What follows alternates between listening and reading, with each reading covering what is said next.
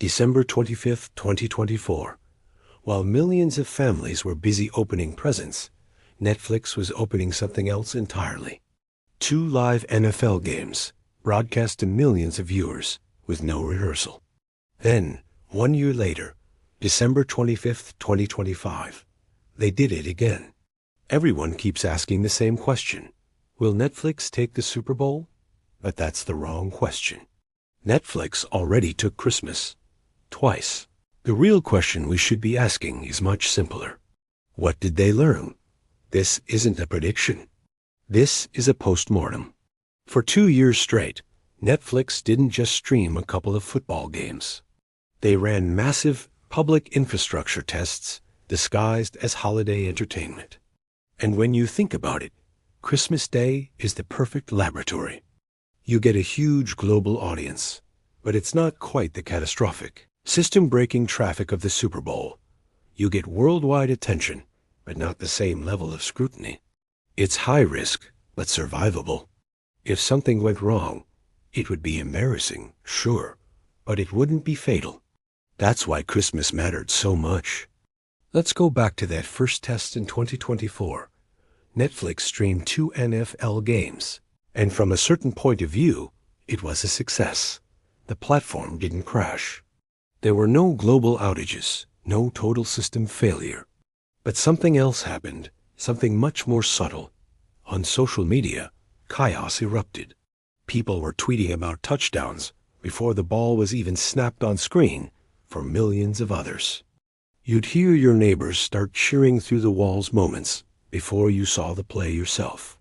The issue wasn't buffering. It wasn't a server problem. The problem was time. Traditional cable and satellite TV are almost instantaneous. Streaming, by its very nature, is not. In that first Christmas experiment, Netflix was running anywhere from 25 to 40 seconds behind live television. Now, for a movie or a TV show, a delay like that means absolutely nothing.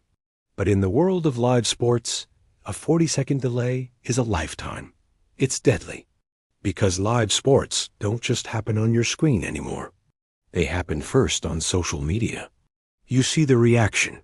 You see the memes. You hear the roar from next door. And then, seconds later, you finally get to watch it happen. That's not watching live. That's watching the past. In 2024, Netflix didn't crash. But it showed up late to the party. Fast forward 1 year. Netflix came back.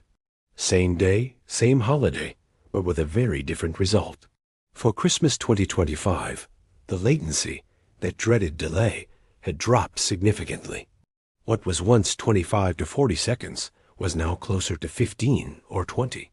It still wasn't perfect, not by a long shot.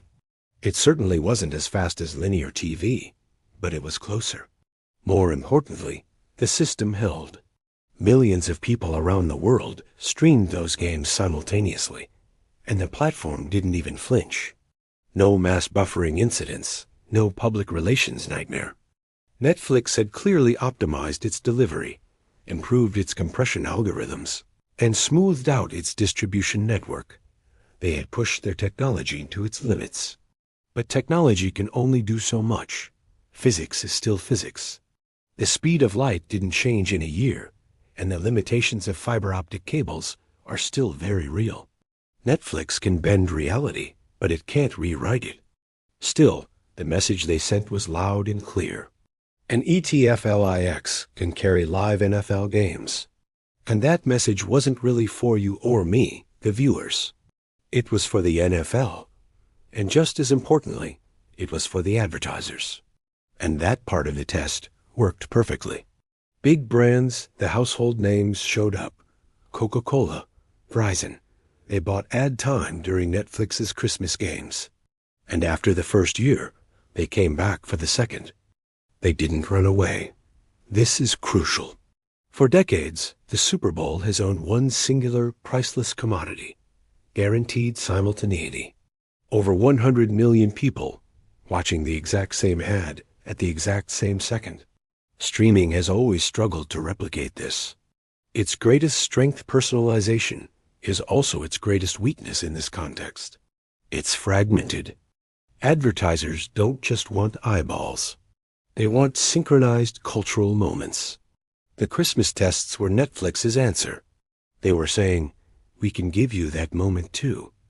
And the advertisers, by returning, signaled that they believed them. That matters because it proves the wall separating streaming from the biggest live events isn't solid. It's just very, very expensive to climb. But there is one problem that Netflix can't engineer its way out of: human psychology. Even if they get the delay down to 10 seconds, or 5 seconds, or even 2 seconds, it's still not zero. And in the age of instant social media, 2 seconds is an eternity. This is what I call the neighbor effect. The person next door watching on cable TV instantly becomes your personal spoiler. Netflix can optimize every server on the planet, but it can't silence the house next door. The Super Bowl isn't just about watching a game. It's about being there, right now, not a few moments later. So Netflix faces a fundamental dilemma. They either have to convince viewers to completely disconnect from the world for 3 hours, or they have to accept that a huge portion of their audience will know what happened before they see it. Netflix solved the infrastructure problem, but it hasn't solved the anxiety problem. And that might be the real barrier to entry. Let's be perfectly clear. Christmas 2024 proved that Netflix, as platform, wouldn't collapse under the pressure of a major live sporting event. Christmas 2025 proved that it could get better, faster, and more reliable. The servers held. The latency dropped. The advertisers stayed. By all technical measures, Netflix passed its tests with flying colors. So why doesn't Netflix have the Super Bowl right now? Because passing a test and winning a war are two very different things. The Super Bowl isn't just bigger than Christmas. It's fundamentally different. It is the last great American synchronization ritual. The last moment where we can be reasonably sure that almost everyone is watching the same thing at the same time. The Christmas tests are over. Netflix learned exactly what it needed to learn. But the Super Bowl? That's not a test. That's a wall. Subscribe for part 2. Wall hasn't fallen yet. Thanks for watching.